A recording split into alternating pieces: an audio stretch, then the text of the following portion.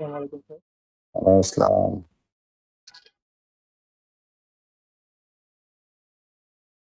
Welcome to our weekly online session, which is organized by Department of Internal Medicine.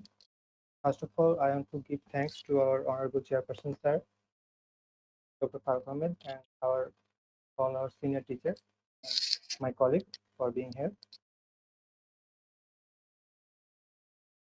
Before going to our presentation, I want to remember all the martyrs who sacrificed their supreme souls to make us independent. We all pray for them. Good. Here is our topic. A 70 years old man presented with generalized itching with breathlessness. I am Dr. Mohammad Sujan Islam, intern doctor, Colonel Malik Medical College, and thanks to my mentor, Dr. Dilip Kumar Sarkar sir, for giving me this case and helping me to create this presentation. Unfortunately, sir could not be present here today. Here is the particulars of the patient. Name Mohammad Abdul Khalek, age 70 years, gender male, religion Muslim, marital status married, occupation shopkeeper, address Dakhin Noaringhi Maniganj, date of admission 17 November, date of examination 20th November. Keep complaint, generalized itching with multiple erythematous scaly lesion on different parts of the body for 4 years, restlessness for right-sided chest pain for 12 days.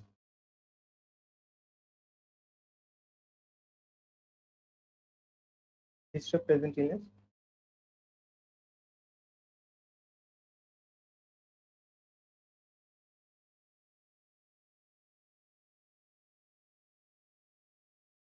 According to fashion reasonably well, then he developed multiple erythematous scaly lesions in different sides of the body. It appeared first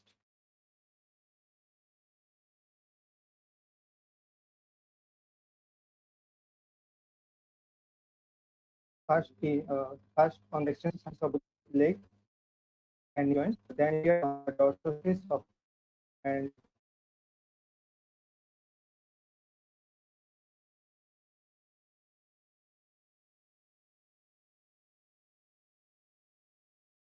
dorsal foot and both with scales. The scales were dry, thick, and silvery white. The lesions were well demarcated. There was no oozing or discharge from the lesions. These lesions were itchy, and upon scratching, there were punctured bleeding from the lesion. He was treated with some topical steroids and antihistamines from nearby health complex, and it was cured, but the lesions recurred again after some days. He had several attacks over the last 4 years. Then the lesions are gradually increasing. This time it was so severe that it made the patient to get admitted in this hospital.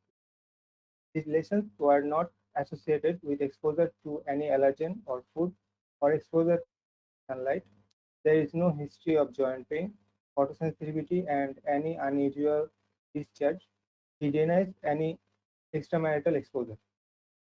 Patient also complains of difficulty in breathing for 11 years, for which he takes some medication. This is associated with frequent cough, with expectoration of mucoid sputum, which is present throughout the day and night, but more marked upon waking in the morning. It is aggravated during moderate to severe exertion.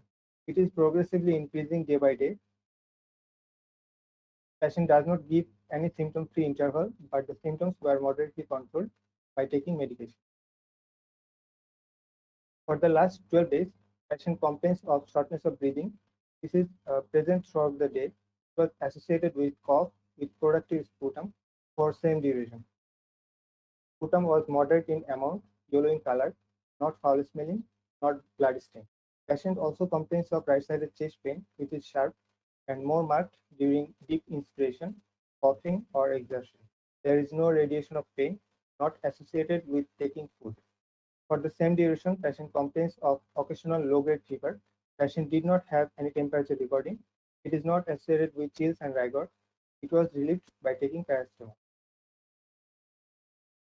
Patient also complains of leg swelling. It was mild. It is relieved after taking medication. His bladder habit is normal. He is a known case of CKD. There is no history of hemoptysis or any significant weight loss over last few years. His bowel and bladder habits are normal. Patient is hypertensive and non-diabetic.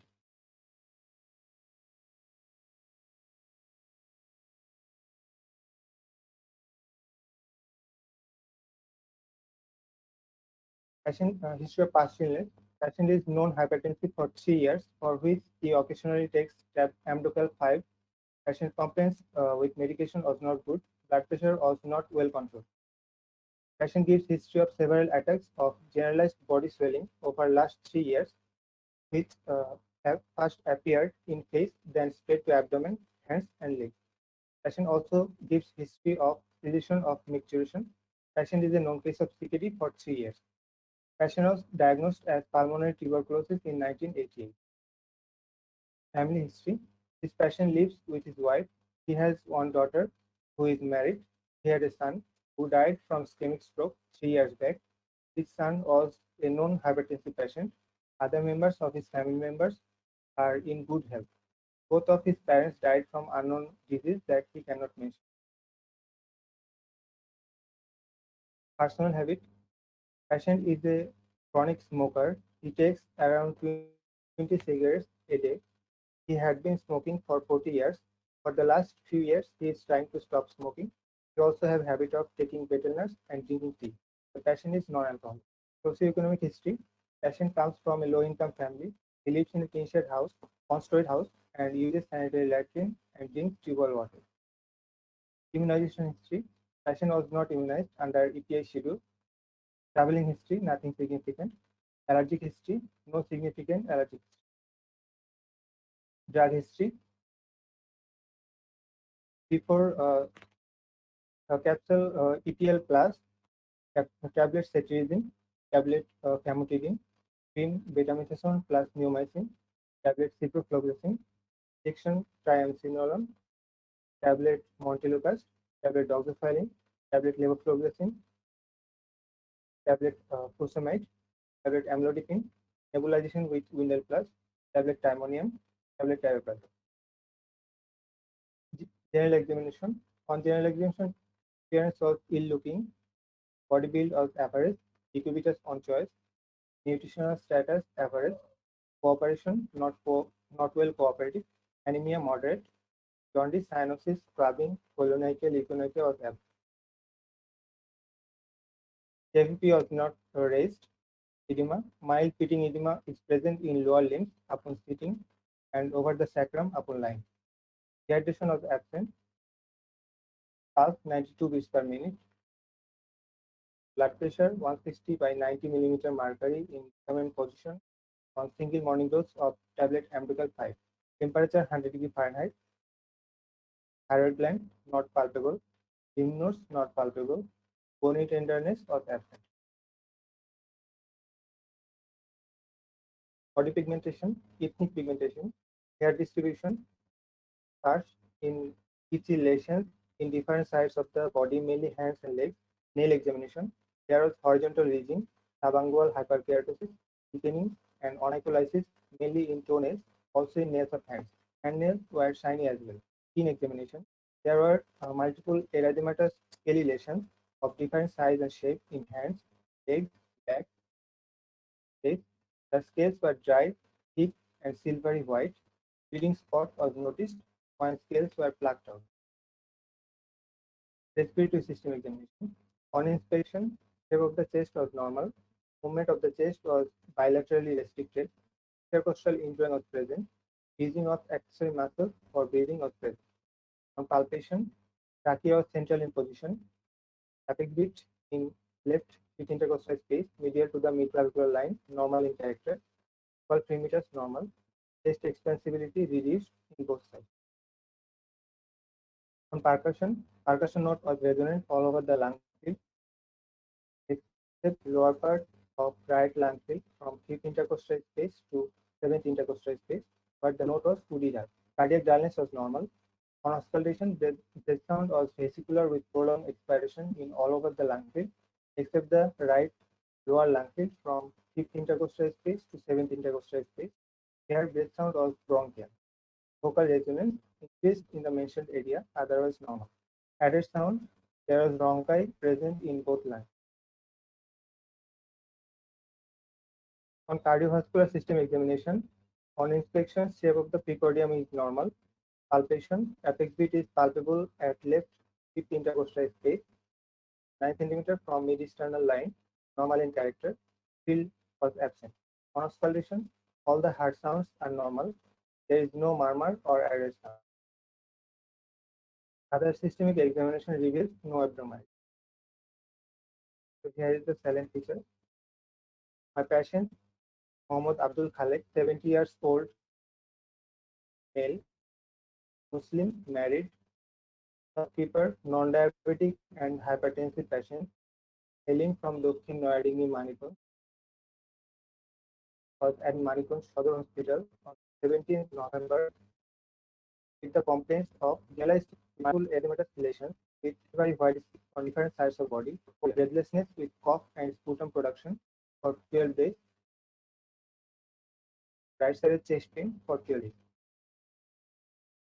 According to the statement of the patient, he was reasonably lesioned different sides of the body. It appeared first on the extensor surface of both legs and knee joints, then on the dorsal surface of both legs, hands, face, and back. Lesions were multiple in number and variable in size and shape.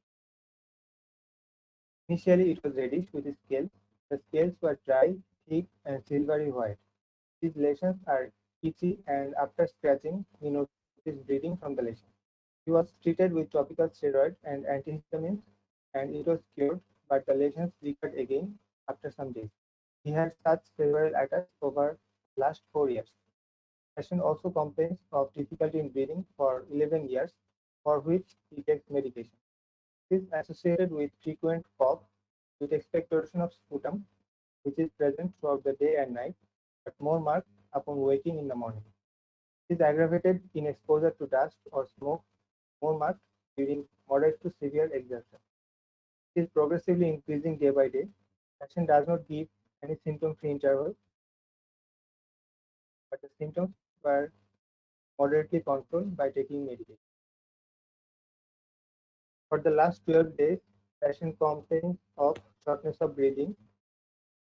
It is present throughout the day.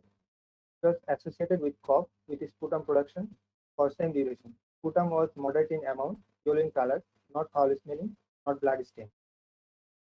Patient also complains of right-sided chest pain, which is sharp and more marked during deep inhalation, coughing, or exertion.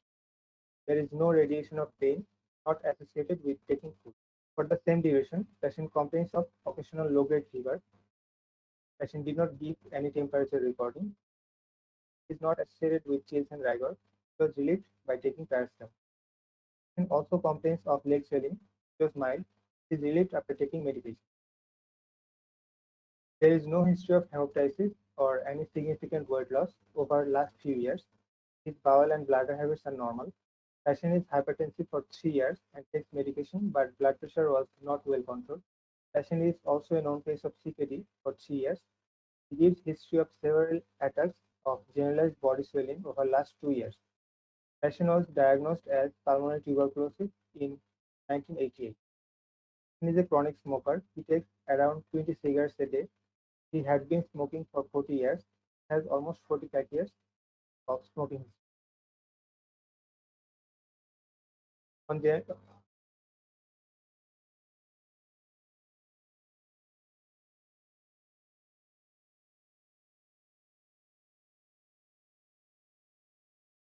on general examination, patient is ill looking, average body build, not well cooperative, and moderately anemic. There is mild pitting edema in lower limbs. Pulse is 92 beats per minute. Blood pressure is 160-90 millimeter mercury on morning dose of tablet Amdal. Hair distribution is first in itchy areas of different sides of the body, mainly hands and legs. On nail examination, there was horizontal ridging, subungual hyperkeratosis, thickening, and onycholysis, mainly in toenails, also in nails of hands. Handnails were shiny as well. On skin examination, there was multiple erythematous scaly lesions of different size and shape in hands, legs, back, and The scales were dry, thick, and silvery white. Bleeding spot was noticed when scales were clapped off. On respiratory system examination, we found shape of the chest was normal, movement of chest was bilaterally restricted, there was intercostal indwelling and using of accessory muscles. On palpation, chest expansibility was reduced in both sides. On percussion, it was resonant all over the lung field except lower part of right lung from 5th intercostal space to 7th intercostal. Percussion note was woodidal over this area. On auscultation, breath sound was vesicular with prolonged expiration in all over the lung field except the lower lobe of right lung field from 5th intercostal space to 7th intercostal. Here, breath sound was bronchial. Vocal resonance was increased over the mentioned area. There was bronchi present in both lungs. On cardiovascular system examination, there is no abnormality found. On other systemic examination, no significant were found. So, what is the diagnosis? Psoriasis with pneumonic consolidation, with hypertension, with CKD, with moderate anemia, with COPD. My differentials are chronic eczema, pulmonary tuberculosis, bronchial carcinoma, COVID-19. Investigation. Hematological report on 17th November. Hemoglobin was 8.4 gram per deciliter. ESR was 90 millimeter fast hour. WBC was 12,000 cubic millimeter. RBC 3.8 billion per liter. There was relative neutrophilia, relative lymphopenia, and relative eosinophilia. On chest X-ray, there was cardiomegaly, low flat diaphragm, hypertranslucency on both lung field, and right lower lobe pneumonic consolidation with pleural effusion. Serum creatinine was 2.29 milligram per deciliter. RBS was 6 millimole per liter. On ultrasonography report, there was mild bilateral renal parenchymal disease and mildly enlarged prostate. Immunological report, serum IgE was 2016 international uric per ml. Serum uric acid was 6.3 milligram per deciliter. CSH was 3.59 international unit per ml. Here is the hematological report from 7th November.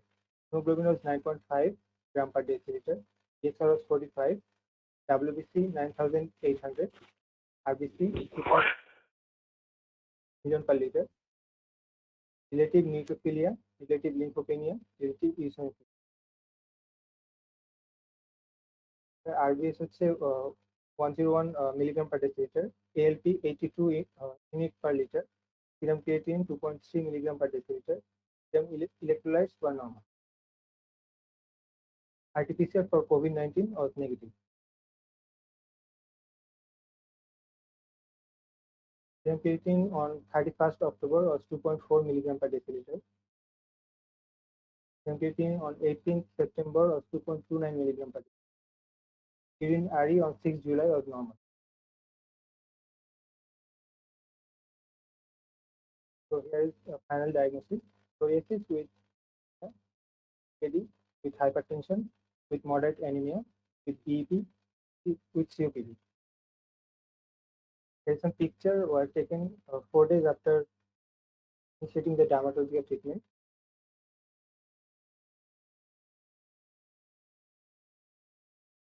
On admission, we gave tablet Gyril, syrup Ambrox, ointment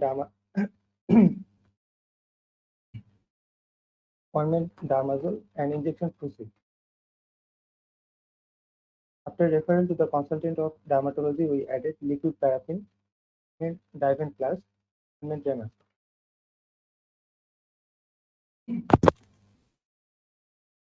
This is our final treatment plan. Diet, salt and protein restricted. Tablet Gyril 25 mg, 1 plus 1 plus 1. Liquid paraffin, apply locally 3 to 4 times a day. Ointment Divan Plus, apply once daily. Ointment Dramas, apply once daily.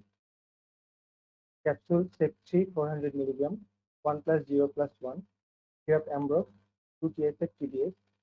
tablet Amdocal 5 mg 1 plus 0 plus, tablet Alphapres 1 mg 1 plus 0 plus, injection Fusic 1 ampoule IV statin daily, tablet Dicalcol 0 plus 1 plus 0, tablet Hypofos plus 1 plus 1, tablet Uromax 400 microgram 0 plus 0 plus 1, capsule Iserol 20 mg 1 plus 0 plus 1, tablet Dizopen 0.5 mg 0 plus 0 plus 1.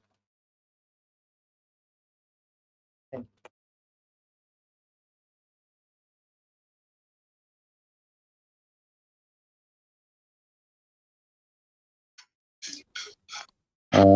শুনতে পাচ্ছ না? জি sir. না, ভালো হয়েছে তোমার অনেক লম্বা case, অনেক হিস্ট্রি তোমার। তো ওভারঅল ভালো হয়েছে, কিন্তু তুমি এখানে একটা জিনিস করতে পারতা, সেটা ভালো হতো আমার দৃষ্টিতে। আমি একটু বলে নিই। সেটা হলো, তোমার পেশেন্ট যখন তোমরা ডায়াগনোসিস করবা, হিস্ট্রি লিখবা, তখন কিন্তু হিস্ট্রির ভিতরে লেখা হলো যে যেমন তার 12 বছর যাবৎ, 4 বছর যাবৎ সোরিয়াসিস, জি স্যার। এবং সিকেডিটা কতদিন যাবৎ না? 3 years। 3 ইয়ার্স। আর নিউমোনিক কনসলিডেশনটা হচ্ছে 12 দিনের, তোমার সিমটমটা 12 দিনের, তাই না? জি। তাহলে 4 বছর যাবৎ সোরিয়াসিসের জন্য সে সেভারাল টাইম আসছে, হাসপাতালে ভর্তি হয়েছে। তার সিওপিডিও অনেকদিন যাবৎ, সিকেডিও অনেকদিন যাবৎ। এইটার জন্য তো সে নিশ্চয়ই তোমার এখানে এখন ভর্তি হয় নাই।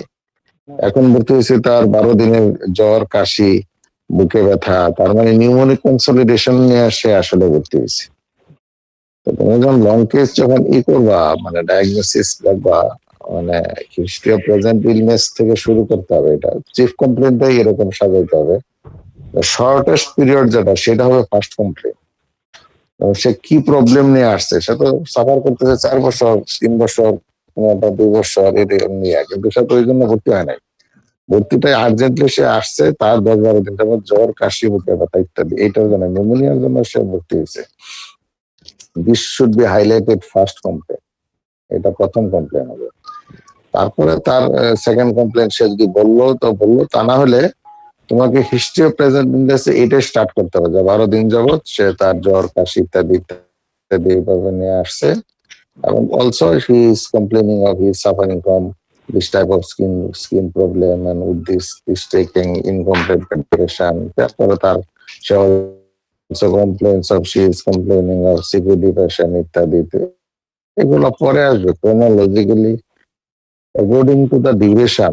What is the shortest duration? It should be mentioned and highlighted in chief complaints as well as in history of present illness. এটা প্রথমে আগে মেনশন করতে হবে। তারপরে তা না হলে তুমি হিস্ট্রি অফ প্রেজেন্ট ইলনেসে যদি আবার শুরু করে যে না, সে 4 বছর আগে সেই স্কিন লেশন ইত্যাদি ইত্যাদি এরকম ছিল, এবং তাহলে চিফ কমপ্লেনটা যেটার জন্য সে ভর্তি হলো এখন, এটা তোমার হিস্ট্রি অফ প্রেজেন্ট ইলনেসে দেখা যাবে হারায় যাবে। তুমি মেনলি বোঝা যাচ্ছে যে তোমার পেশেন্ট একটা 3টা 4টা ডিজিজ নিয়ে আছে, এই জন্য তোমাকে তারপরেও অ্যাকর্ডিংলি, মানে রুলস অ্যান্ড মানে ডিসিপ্লিন অনুযায়ী হিস্ট্রি ডিসিপ্লিনটা এরকম। শর্টেস্ট পিরিয়ড যেটা হবে এটা আগে মেনশন করা উচিত। আর এই ক্রোনোলজি ছাড়া overall explanation, symptomatology, analysis, history of present illness explanation খুব সুন্দর হয়েছে, অনেক ভালো হয়েছে, তোমার অনেক দৃষ্টি নিয়েছ।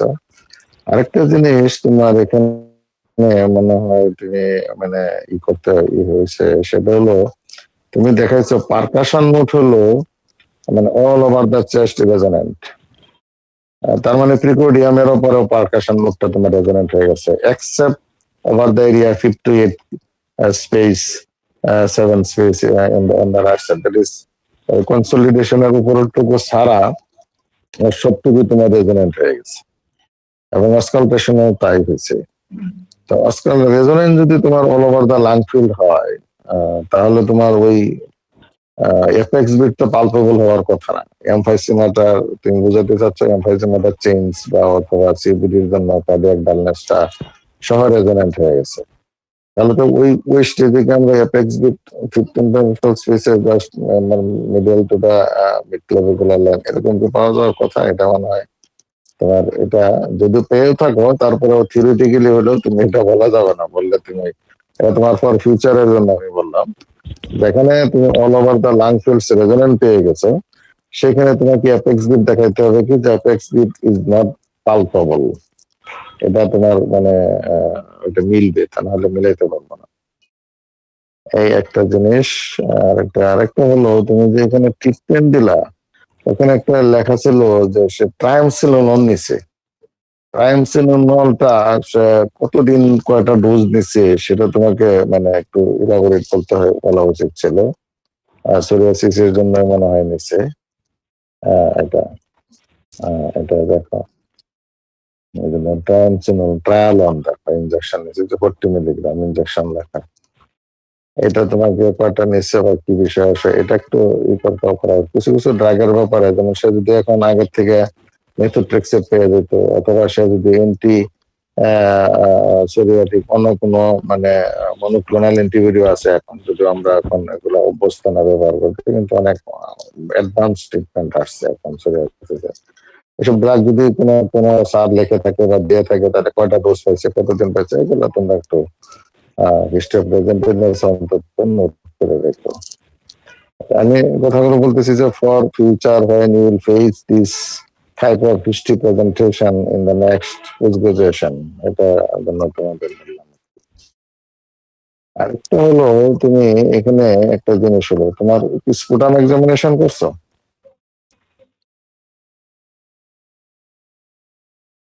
স্পুটাম এক্সামিনেশন আমরা যখন ইনভেস্টিগেশন দেখলাম তখন আমি কি খেয়াল করি নাই নাকি মিস হয়েছে কিনা, স্পুটাম নিউমোনিয়ার কনসলিডেশন পাইলে তোমাকে অবশ্যই স্পুটাম এক্সামিন করতে হবে। স্পুটাম ইনক্লুডিং কালচার, এটা তোমার করা উচিত ছিল, করছো কিনা জানি না। না স্যার। আর করা না, এটা স্পুটাম। তুমি যখন নিউমোনিয়া বলবো, তুমি ইনভেস্টিগেশন অবশ্যই স্পুটাম বলতে হবে। স্পুটাম এনে রানস্টেইন কালচার ইনক্লুডিং, যদি তুমি মনে করো এফবিউ করাইতে পারো, তুমি এটা বলতে পারো স্পুটাম। আরেকটা ট্রিটমেন্ট প্ল্যানে তোমাকে যে তোমাকে দেখালে এখানে এমলোডিপিন, এরপরে আলফা প্রেস, প্রাজোসিন যেগুলো দিলা এখানে, তুমি দেখো এই ওষুধ দুইটা কিন্তু itself will cause the oedema, especially over the lower limbs. দুটা লিম্বস কে সে এডিমা টাচ করে রাখবে সবসময়। তার জন্য তুমি অনেক সময় মিসগাইডেড হবা যে এই এডিমাটা কি কারণে হচ্ছে, এটা কি সিকিউরিটির জন্য নাকি অন্য কোনো কারণে। যেমন এখানে তুমি ডিফারেন্সিয়াল ডায়াগনোসিসে, আমি হলে আরেকটা ডিফারেন্সিয়াল ডায়াগনোসিস তোমার লেখাইতাম, সেটা হলো ডিফারেন্সিয়াল ডায়াগনোসিসটা আমার ফ্ল্যাটটা আনো, দেখো।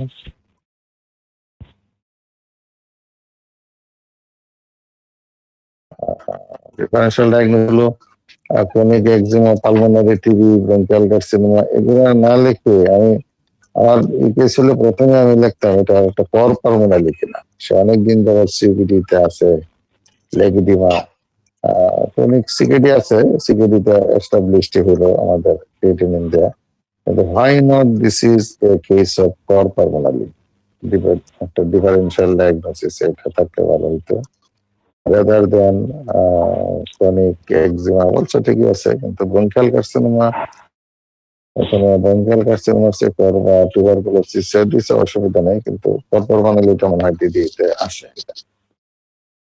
এর জন্য আর ট্রিটমেন্ট প্ল্যান যেটা করছো, ফাইনাল ট্রিটমেন্ট প্ল্যানে ওটা একটু করতে হবে। সিবিডি ট্রিটমেন্টের, সিবিডির কোন চিকিৎসা এখানে দেখতেছি না, সিবিডি তো অনেকদিন ধরে, তাকে কি ট্রিটমেন্ট দিলাম আমরা? সিবিডি এখানে সোরিয়াসিসের ট্রিটমেন্ট, এন্টিহাইপারটেনসিভ দিলাম আমরা, শুধু ওই অ্যামব্রক্স সিরাপ, অ্যামব্রক্সল দিলে কি হবে, তারপরে যে ফুসামাইড, এটা সিকিডির ওষুধ, এগুলো সিকিডির ভিতরে দেখতেছি, কিন্তু সিপিডির একটু ট্রিটমেন্ট দিতে হবে এখানে, তার সিপিডির গ্রেডিংটা কোন পর্যায়ে আছে একটু দেখে সিপিডির চিকিৎসা দিতে হবে এখানে। তো এই হলো আমার মোটামুটি তোমার হিস্ট্রির প্রেজেন্টেশনের অবজারভেশনে যতটুকু আমার দৃষ্টিতে আসছে বললাম আর কি। এখন অন্য স্যারেরা আছেন, আপনারা শেয়ার করতে পারেন, বিনয় আছেন, সবাই স্যার আছেন।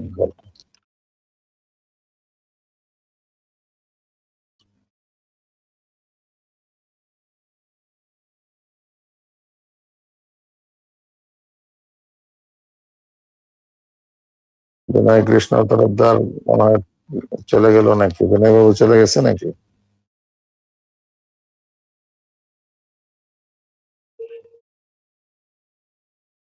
সবুজ সাহেব আছেন?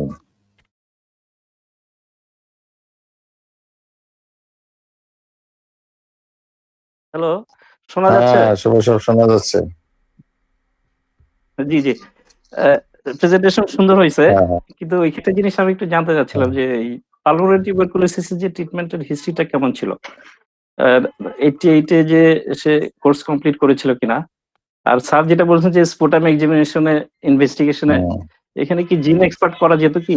যেহেতু স্যার এর আগে একবার হ্যাঁ, হ্যাঁ, হ্যাঁ, আ হ্যাঁ, এটা টিউবারকুলোসিস এর হিস্ট্রি আছে। এক্স্যাক্টলি। আরেকটা স্যার রিগার্ডিং যেটা ইসিজি ইকো যেটা স্যার আপনি বললেন পালমোনারি যদি হতে পারে, তাহলে কি স্যার ইসিজি কিংবা ইকো এরকম ইনভেস্টিগেশন কি করা করা মানে উচিত করা ছিল। হয়েছে কিনা? করা আর হয়েছে কিনা? এটা মানে ওই যে আগের থেকে ওই ক্রিয়েটিনিন পেয়ে সিকিউরিটি ডায়াগনোস ছিল তো, মানে ওটা অনেকটা জি, বায়াস টাইপের হয়ে গেছে আর কি।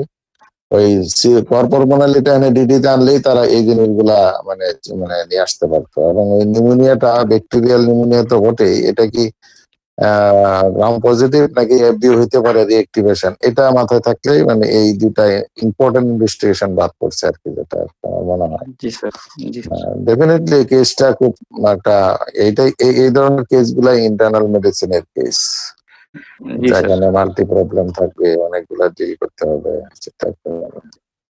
তারপরে ওই লেভেলে তো মানে না, না সুন্দর হয়েছে স্যার। সুজন অনেকটা কভার করে নিয়ে আসছে অনেকটা।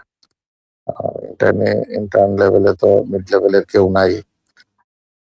তারপরে অনেকটা পারছে, অনেক ভালো হয়েছে, অনেক সুন্দর হয়েছে। আমাদের যারা প্রেজেন্ট করতেছে প্রত্যেকের এক একজনের তুলনায় আর এক একজন ভালোই করতেছে দেখতেছি। এটা মানে খুবই প্র্যাকটিসিং, এর জন্য বললাম যে এটা যে কত মানে ফ্রুটফুল হবে এটা ওরা বুঝতে পারবে যখন নেক্সট স্টেজে যাবে, পোস্ট গ্রাজুয়েশনের স্টেজে তোমরা যাবা, তখন বুঝবা যে কেস প্রেজেন্টেশন করে তোমরা কত লাভবান হবে। বিনয় বাবু ফিরছেন মনে হয় নাকি? বিনয় বাবুর একটা সমস্যা ফোন ছিল। আসছে, ওই একটা ফোন রিসিভ করতে গিয়ে ডিসকানেক্টেড হয়ে গেছি। আচ্ছা, ডক্টর ঠিক আছে। প্রেজেন্ট করছে দু একটা ইয়েতে। আমার দু একটা কোশ্চেন আছে। হ্যাঁ, না সুজন, অবজারভেশন যেটা বলেন। একটা হচ্ছে যে আহ, এখানে স্যার যেটা বলছেন যে এক্সামিনেশন ফাইন্ডিংস, হ্যাঁ ওইটা আমার মনে হয় আর একটু কেয়ারফুলি জিনিসটা ইয়ে করা দরকার ছিল। খুব সম্ভবত এমফাইসিসটা চেঞ্জের জন্য লিভার ডালনেস বা কার্ডিয়াক ডালনেস কি বলে অবলিটারেটেড হয়ে গেছে, যে তো সেই ক্ষেত্রে আসলে এই অ্যাপেক্স বিট পাওয়ার কথা না। পাইলে পরেই যে কেউ বা এক্সামিনার বলবে যে এটা ইয়ে করছে আর কি, গোজামিল দেয়া হয়েছে। আর একটা পেশেন্টের লেগ সোয়েলিং ছিল, ডক্টর সুজন, এই লেগ সোয়েলিং এর কারণ কি? মানে patient sir security patient sir non case sir এমডোকাল 505 স্যার এমডোডিপিন।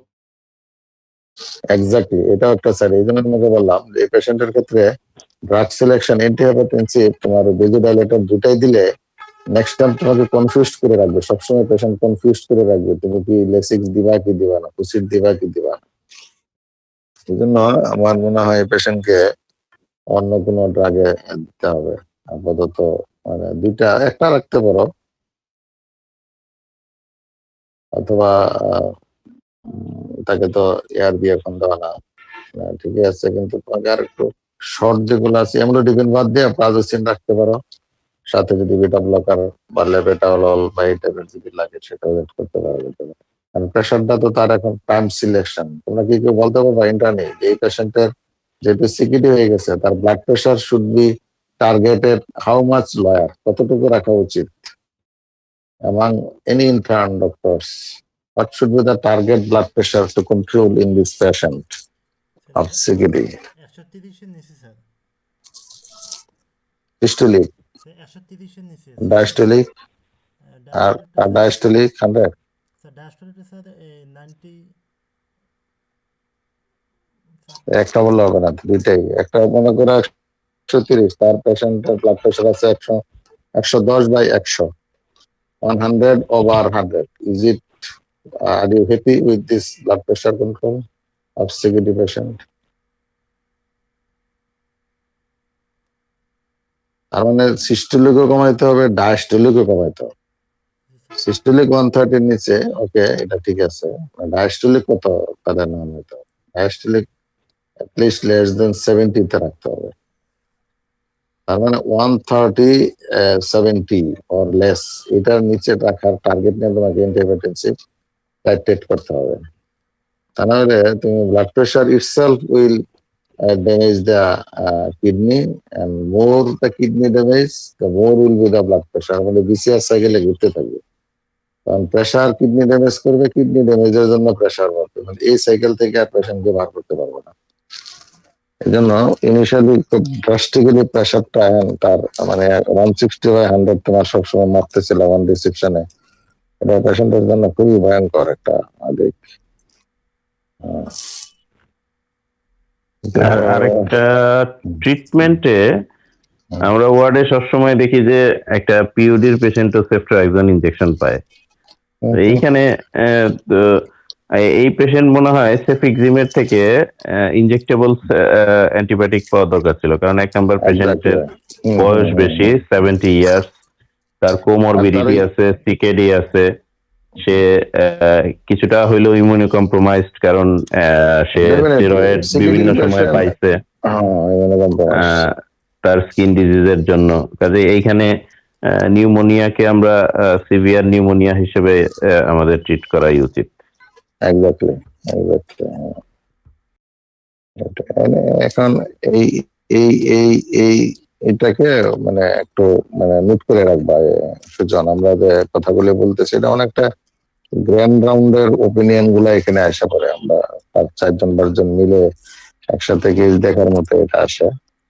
যে ওপিনিয়ন গুলো যেমন ইনজেক্টেবল অ্যান্টিবায়োটিক অ্যাড করা, অ্যান্টিহাইপারটেনসিভ ফ্যাক্টর মডিফাই করা, সিবিডি ট্রিটমেন্ট দেওয়া, হ্যাঁ, এই জিনিসগুলো একটু, যেমন আমরা আপডেট ম্যানেজমেন্টটা দিচ্ছি সোরিয়াসিস স্কিনের সার্ভের সাথে কথা বলে, এরকম জিনিস একটু পায়। দরকার হলে আমাদের নেফ্রোলজির স্যার আছে, তার সাথে আমরা একটু কনসাল্ট করে নিলাম।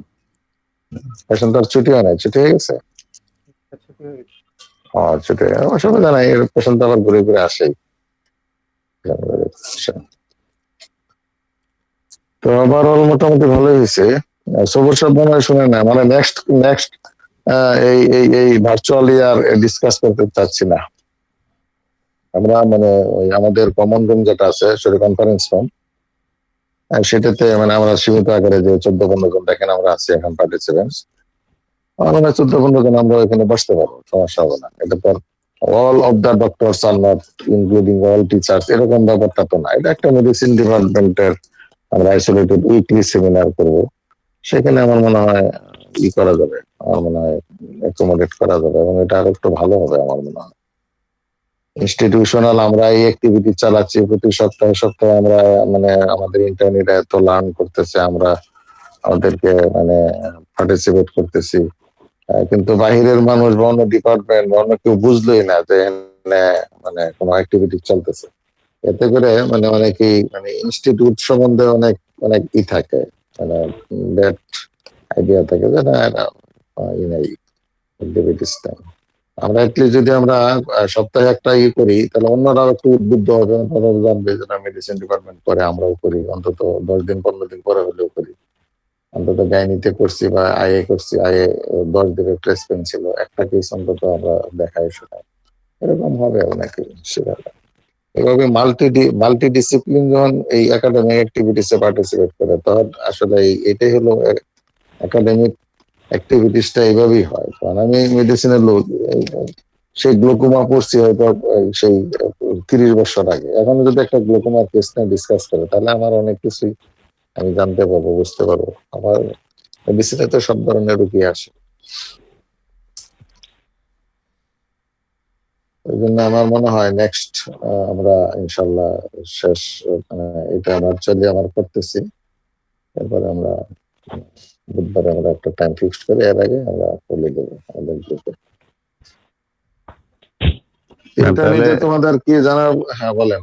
ডক্টর রাজেশ, তাহলে আমার মনে হয় রাজেশ এখানে আছে।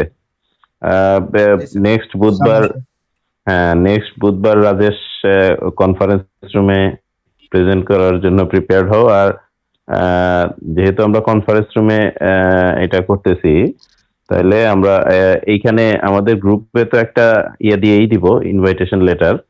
পাশাপাশি আমাদের যারা মেডিসিন অ্যান্ড অ্যালাইড বিশেষ করে যে স্যাররা আছে, তাদেরকে পার্সোনালি নক করেও কিন্তু একটু জানাই দিতে হবে যে ওই সময় ওই জায়গায়।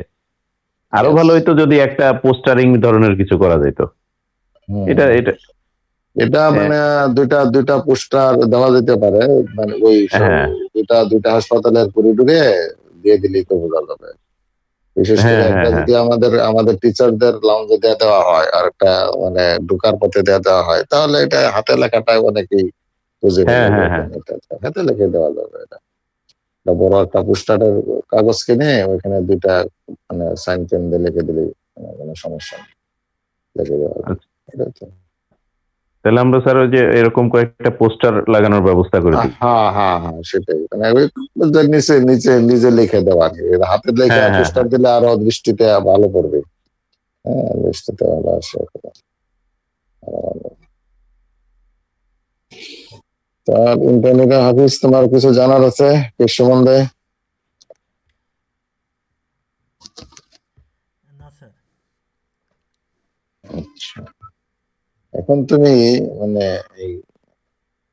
এই পেশেন্টটার যদি দেখো যে পেশেন্টটার নিউমোনিয়া কমতেছে না, ট্রিটমেন্ট দিলে, হাফিজ বলো এটা, তো সুজন অনেক টায়ার্ড হয়ে গেছে। হাফিজ তো কমপ্লিট করে চলে গেছে। হাফিজ অনেক মানে আমার দৃষ্টিতে, আমার একটা, যদি না ভুল করে থাকি,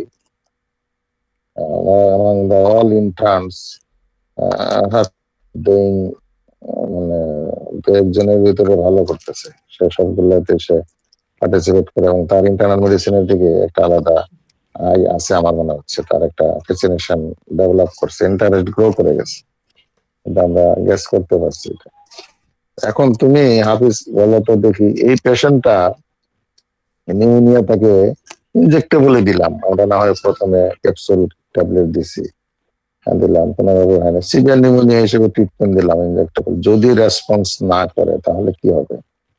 হোয়াট উইল ডু নেক্সট? সেটা কালচার করতে হবে আর কি স্যার। যদি অন্য আদার কোনো অর্গানিজম দিয়ে হয় আর কি, এটিপিক্যাল অর্গানিজমগুলো যদি হয়, এছাড়া যদি স্যার এই অ্যাসোসিয়েটেড স্যার টিবি বা অন্য স্পুটামের এনে আমার মানে আনসারটা অলরেডি কিন্তু বলে ফেলছে আমাদের প্রফেসর। এই পেশেন্টের কিন্তু যেহেতু পাস্ট হিস্ট্রি ছিল টিউবারকুলোসিস, আর যে পেশেন্টের মানে এটা মানে সবচেয়ে বড় হয়ে গেছে যে তাকে sputum, gram stain, culture and AFB including GeneXpert, মানে এএফবি ফর জিন এক্সপার্ট দিয়ে তোমার মানে এই টোটাল এটা করলে সবচেয়ে ভালো হতো। তো এখন যদি পেশেন্ট রেসপন্স করে যায় আলহামদুলিল্লাহ, যদি না করে তাহলে আমাদেরকে এই পেশেন্টের কিন্তু এই জিনিসটা করতে হবে, এটা মাথায় রাখতে হবে। কিন্তু পেশেন্ট যদি ঘুরে আসে, অথবা দেখা গেল পেশেন্ট ভালোই হয়ে গেছে, রেসপন্স করছে, কারণ যে কোনো এতটা টিউবারকুলার বা মিক্স থাকতে পারে, তখন দেখা গেল এক্সেপ্ট এএফবি অন্য অর্গানিজম গুলি মানে রেসপন্স করছে, কিন্তু এএফবি তো আর এই অ্যান্টিবায়োটিক রেসপন্স করবে না। তো পেশেন্ট দেখা গেল 1 মাস 1.5 মাস পরে আবার সে ব্যাক এইরকম কাশি, আবার এইরকম এক্সরে করার পরে এইরকম একটা শেডিউল নিয়ে আসতেছে। তখন অবশ্যই যেন মাথায় থাকে যে this may be a case of relapse or reinfection, whatever you say, এটা কিন্তু তখন কিন্তু টিউবারকুলোসিস পসিবিলিটিটা বেশি হবে। এরকম কিন্তু কেস খুব আনকমন না, কিন্তু নিউমোনিয়ার পেশেন্টকে একটা কনসলিডেশন হিসেবে ট্রিটমেন্ট করার পরে, স্পেশালি এরকম ইমিউনোকম্প্রোমাইজড পেশেন্টকে আমরা ট্রিটমেন্ট দিছি, 1 মাস ভালো মানে ভালো হয় নাই, 1.5 মাস পরে আবার সেই সেম শেডু অথবা শেডুটা বিকৃত আকার অন্যরকম ভাবে আসছে। এই কেসগুলিকে কিন্তু পরবর্তীতে দেখা গেল এনটিটিভি দিতে হচ্ছে, এবং এনটিটিভিতেই তারা ভালো হয়েছে। তো এই কেসটা মানে যদি আসে, আল্লাহ না করে ভালো হয়ে যাওয়ার পরে তো আর আসবে না, আর ব্যাক করে আসে তাহলে কিন্তু টিভি মাথায় রাখতে হবে। tuberculosis খুবই ইম্পর্টেন্ট, এই পেশেন্টটা একটা ইম্পর্টেন্ট ডিফারেন্সিয়াল ডায়াগনোসিস। তুমি লেখছো পালমোনারি টিউবারকুলোসিস, কিন্তু এটা তোমার প্যাকেটে লেখা উচিত ছিল রিইনফেকশন বা রিঅ্যাক্টিভেশন, এরকম একটা টার্ম দিলে ভালো হতো। মনে হয় কিছু বলতে চাচ্ছিলেন? না না স্যার, আমি আর বলার আপাতত কিছু নেই। পেশেন্টটা কি হ্যাঁ, ছুটে গেছে। সিভিটি তার একটা ইয়ে ছিল হুম। হিস্ট্রি।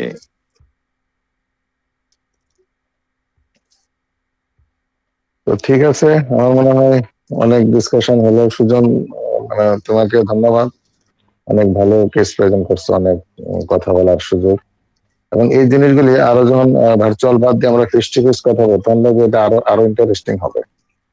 আমার মনে হয় এটা আরো পেলাটেবল হবে। তো সবাইকে পার্টিসিপেশনের জন্য ধন্যবাদ।